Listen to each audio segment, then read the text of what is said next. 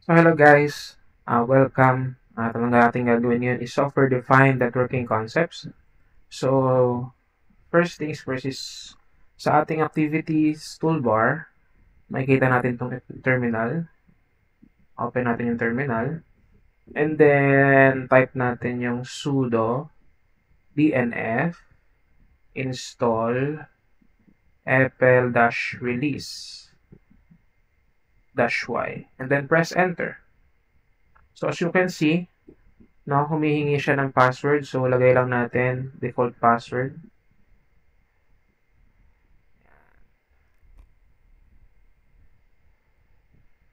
Enter. Okay.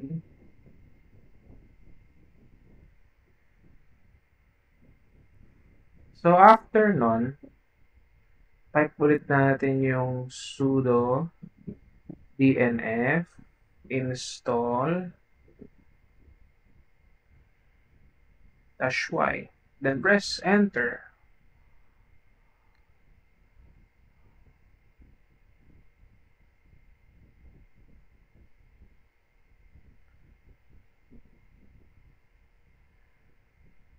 So habang gumaganyan, hintayin lang natin siyang matapos.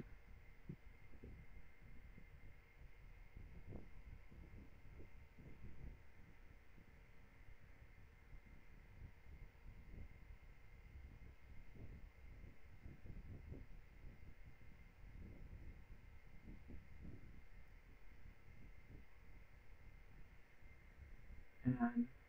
Installing pa siya.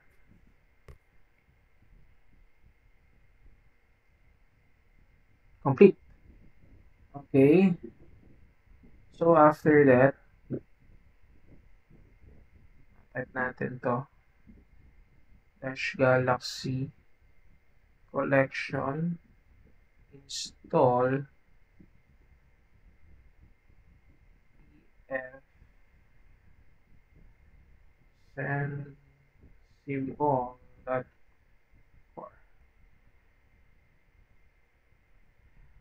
Mali ako na na-type ulit.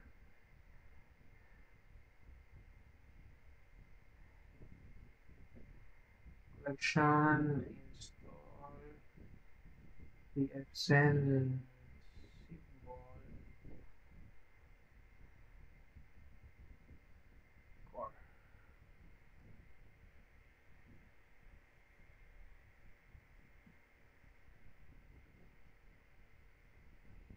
Okay.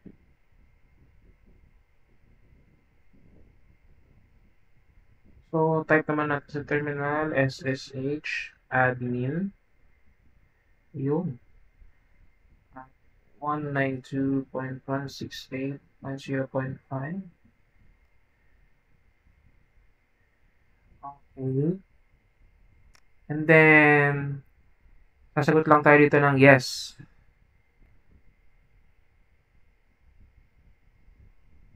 Siyempre, yung ating default password. Enter. And pili lang tayo ng 0. Lagay natin.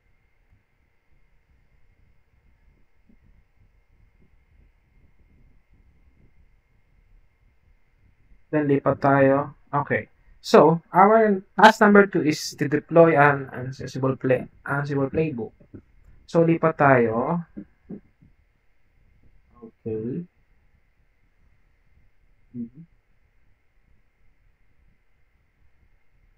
Lagay muna natin ito dito. So, hindi siya nakakaabala. So, type the following. Siyempre, lalagay tayo dyan. Okay, wait lang. 8. Then, enter.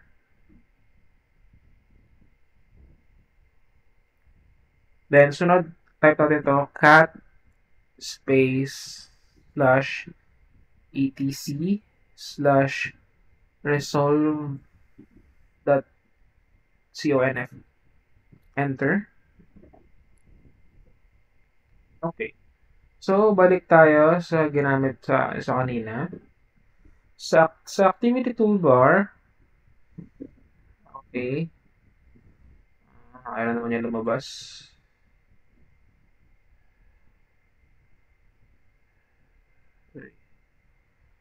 Paano natin palalabas yan?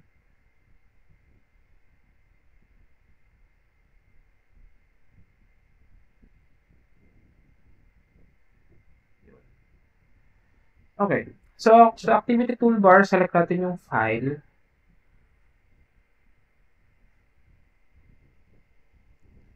Yan, sa files, double-click natin yung module 7 na folder. Then, double-click natin itong host.yml.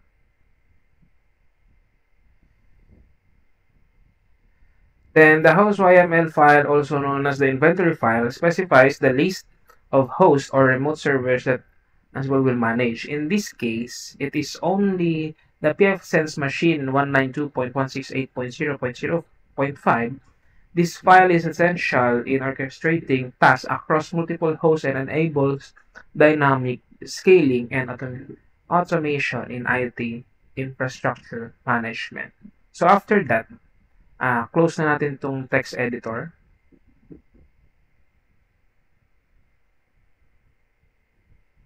Okay, in the module 7, let's double click natin tong pfSense update DNS server. And the pfSense dash underscore update underscore DNS underscore server.yml file describes the changes that should be implemented. In this case, DNS server's IP address will be modified. So, close na natin itong.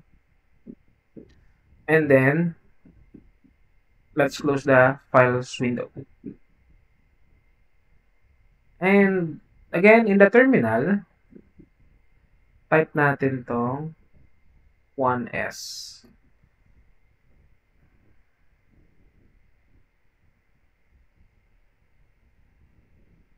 Oh, 1S ba to? LS. Okay. Kala ko 1S. Okay. Again, in the terminal window, type natin cd module underscore 7. Again, ls.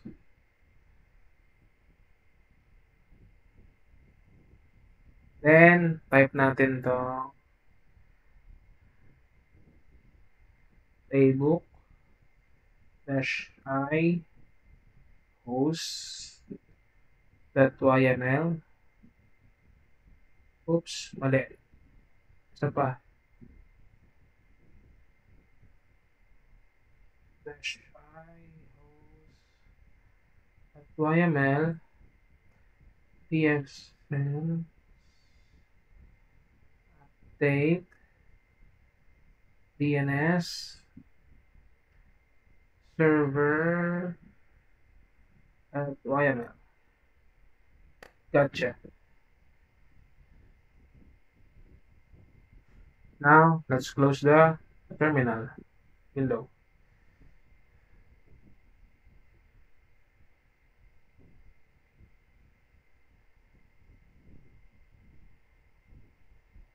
So, lipat ulit tayo sa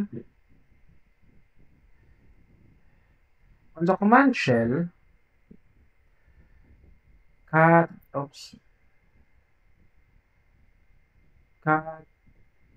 space /etc/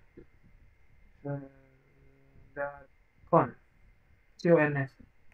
Press enter.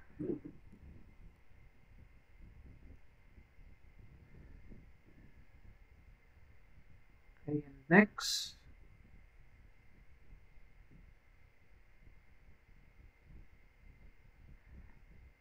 Okay, balik tayo dito. In this terminal, select terminal. Then type natin sudo dnf install git. Enter. So again, syempre yung ating default password. Yan. And Y. Then, after na to, type natin cd module underscore 7 slash. Okay. Then, after nun, type natin git init.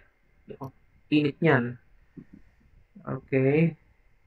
Then, after that, type natin git config space double dash global user.name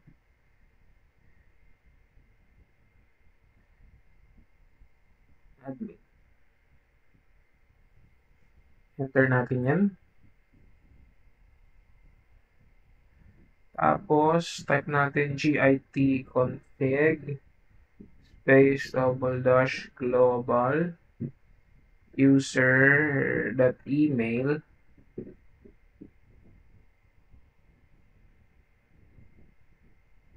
ACI admin at ACI domain.com.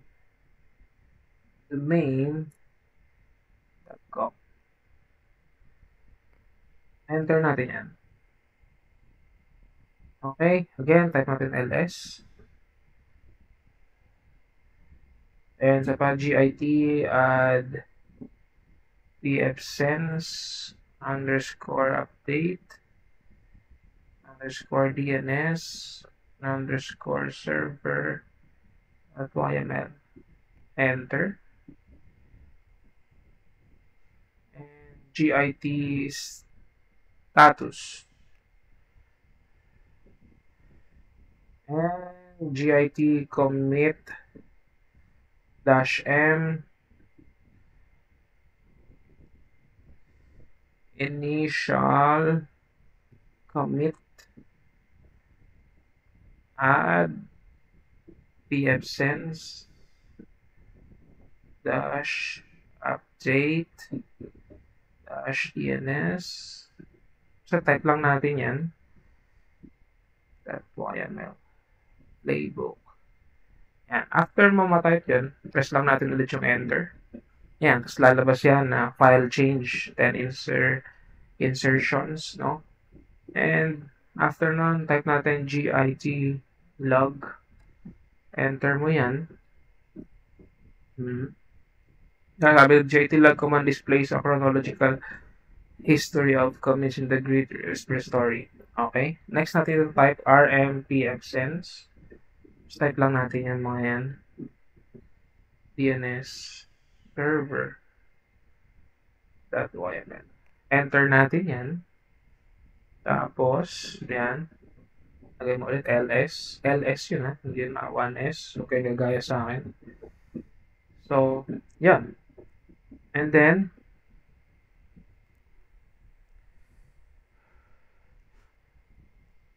again, type natin git checkout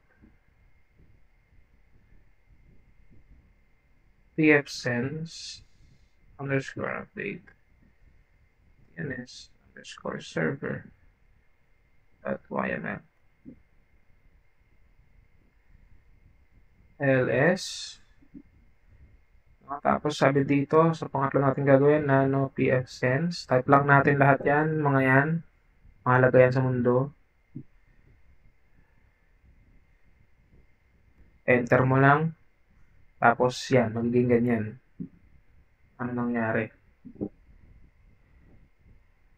Okay. Nalagay natin 192.168.255.13. Enter mo yan.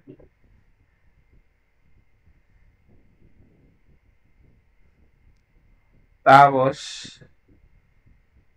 in the nano text editor,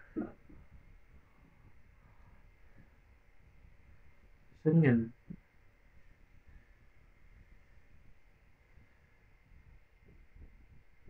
Press Ctrl X2, keys to exit. Ctrl X.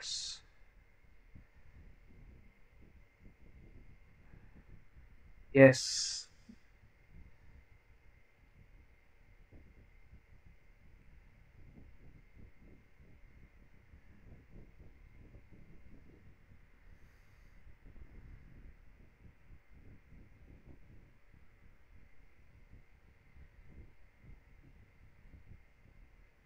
Enter. GIT status. Then, add natin ulit GIT. Yan. Type mo ang lahat, syempre. YML. Yan. Pero dapat i-intindihin din natin. GIT commit -m modified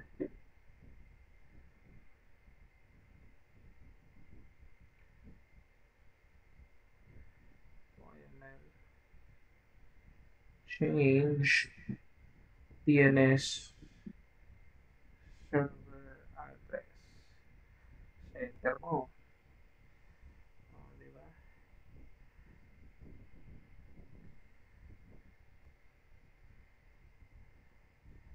Lagay mo.